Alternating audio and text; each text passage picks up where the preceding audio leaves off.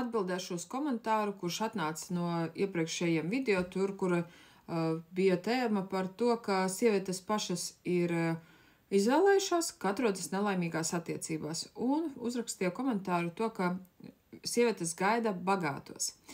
Tas var būt tāds riktīgākais sievietes pašapmāns, gaidīt bagātos vīriešus, jo lieta ir tāda, bagātiem vīriešiem ir savi standarti un savas normas, un sievietei sākumā ar esošo vīrieti ir jākļūst kopā bagātiem, un tad jau attiecīgi viņai vairs neradīsies un nevajadzēs viņai gaidīt kaut kādus bagātos vīriešus, tāpēc, ka viņai šis potenciāls ir jau ar esošo vīrieti, ar kuru arī var kļūt bagāti. Un bagātība tas ir tikai naudas ziņā bagātība. Tāpēc vajag arī jābūt balstītai ne tikai uz naudu, bet arī uz tādām patiesām, atklātām, godīgām attiecībām.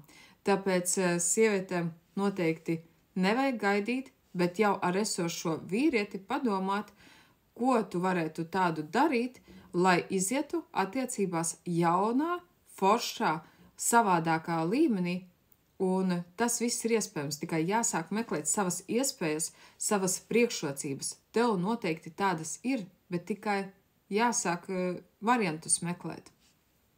Un vēl ir tāda lieta, kā gaidīšana vispār kā tāda, tā ir ļoti pasīva pozīcija.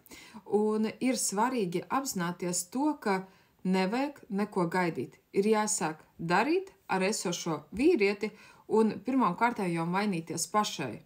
Un viss tas arī notiks. Ja iekšēji pati sieviete mainīsies, tad arī vīrietis attiecīgi mainīsies. Protams, tas nenotiks uzreizes, bet paies kāds laiks un tu redzēsi savus augļus.